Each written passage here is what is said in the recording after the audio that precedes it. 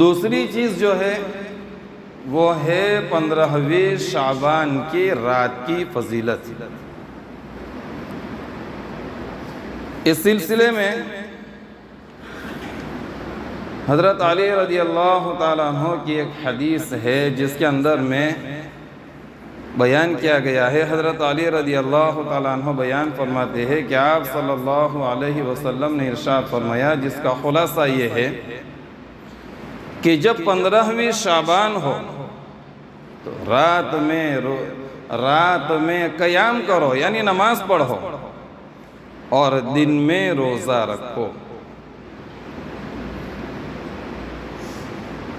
اس لیے کہ اللہ تبارک و تعالی اس رات کے اندر میں آسمان دنیا کے اوپر تشریف لاتے اور اعلان فرماتے کہ ہے کوئی مغفرت چاہنے والا کہ میں اس کی مغفرت کروں، ہے کوئی روزی چاہنے والا کہ میں اس کو رزق وافر یعنی بہت زیادہ روزی عطا کروں، ہے کوئی حاجت مند پریشان حال میں اس کی حاجت کو پورا کروں، اس کی پریشانی کو، اس کی مصیبت کو دور کروں۔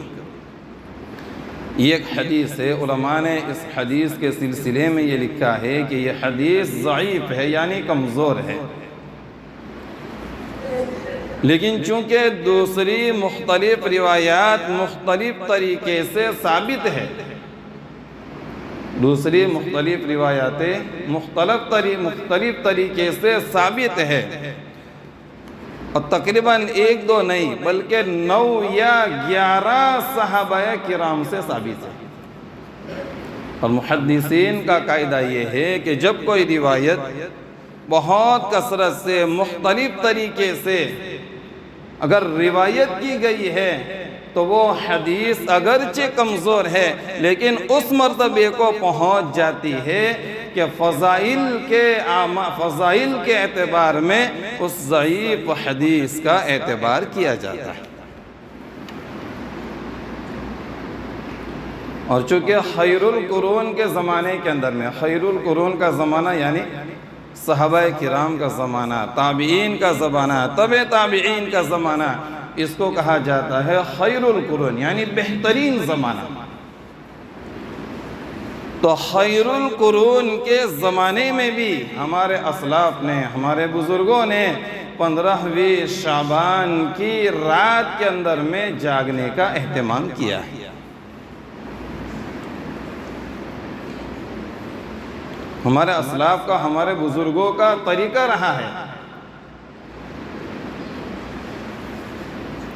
کہ 15ویں شعبان کی رات کے اندر میں عبادت کی جاوے، اس کو عبادت سے زندہ کیا جائے۔ یہ ہمارے بزرگوں کا، ہمارے اسلاف کا طریقہ رہا ہے، اور اس سلسلے میں احادیث بھی موجود ہے۔ حضرت عائشہ صدیقہ رضی اللہ تعالی عنہ بیان فرماتی ہے، غالباً ترمذی شریف کی یہ حدیث ہے کہ ایک رات اللہ کے نبی صلی اللہ علیہ وسلم کی باری میرے گھر کے اوپر تھی، آپ گھر سے نکل گئے، میں آپ کے پیچھے چلی، آپ کہاں جا رہے، کیا کر رہے دیکھنے کے لیے۔ میں نے دیکھا کہ آپ جنت البقیع پہنچے اور وہاں جا کر کے آپ دعا فرما رہے۔ اللہ کے نبی صلی اللہ علیہ وسلم واپس تشریف لائے اور عبادت کے اندر میں مشغول ہو گئے۔ آگے ترغیب کی اور ترہیب کی روایت کے اندر میں مزید اضافہ یہ کیا ہے کہ آپ صلی اللہ علیہ وسلم کی عبادت کا طریقہ بیان کیا ہے، کیفیت بیان کی ہے کہ آپ نے اتنا لمبا سجدہ کیا، اتنا لمبا سجدہ کیا کہ میں نے یہ گمان، یعنی مجھے یہ خیال ہونے لگا، مجھے یہ گمان ہونے لگا کہ اللہ کے نبی صلی اللہ علیہ وسلم، اللہ نہ کرے کہیں آپ کا انتقال تو نہیں ہو گیا، آپ کی روح پرواز تو نہیں ہو گئی۔ فرط محبت میں ایسی چیزیں پیش آتی ہیں۔ قریب گئی اور جا کر کے اللہ کے نبی صلی اللہ علیہ وسلم کی ایڑی مبارک کو چھویا۔ آپ دعا فرما رہے تھے، اللہم انی اعوذ بک برضاک سخطک وبمعافاتک من عقوبتک وَأَعُوذُ بِكَ مِنْكَ لَا أُحْصِي ثَنَاءً عَلَيْكَ أَنْتَ كَمَا أَثْنَيْتَ عَلَىٰ. یہ پوری دعا ہے.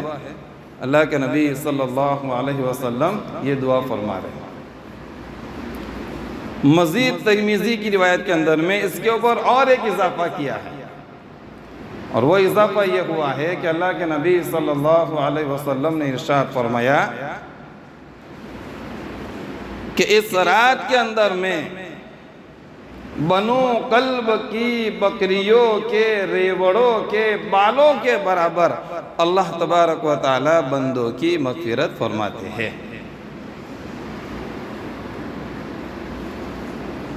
اور مزید ایک حدیث کے اندر میں یہ بیان کیا گیا ہے، اس رات کے اندر میں اللہ تبارک و تعالیٰ کی طرف سے اعلان کیا جاتا ہے، جیسے بھی میں نے حضرت علی رضی اللہ تعالیٰ عنہ کی حدیث کے سلسلے میں بیان فرمایا کہ ہے کوئی مغفرت چاہنے والا کہ میں اس کی مغفرت کروں، ہے کوئی روزی چاہنے والا کہ میں اس کو رزق وافر عطا کروں.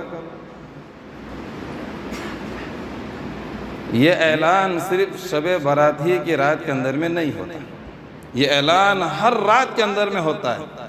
حدیث کے اندر میں آتا ہے، صحیح حدیث کے اندر میں ہے کہ جب رات کے 2 حصے گزر جاتے ہیں اللہ تعالیٰ کی طرف سے روزانہ یہ اعلان کیا جاتا ہے کوئی مغفرت چاہنے والا کہ میں اس کی مغفرت کروں، ہے کوئی روزی چاہنے والا میں اس کا وغیرہ وغیرہ جو حدیث کے اندر میں موجود ہے. لیکن ہمارے حضرت نے یہ لکھا ہے فضائل شب برات کے سلسلے میں کہ یہ اعلان جو ہوتا ہے یہ تو ہر رات میں ہوتا ہے، چاہے جون سی رات ہو، کوئی بھی رات ہو. ہاں، شب برات کی رات کے اندر میں پوری رات اعلان ہوتا ہے، یعنی سورج ڈوبنے سے لے کر کے صبح صادق تک. تو ان روایتوں سے فضائل، ان روایتوں سے معلوم ہوتا ہے کہ 15ویں شعبان کی ایک فضیلت ہے.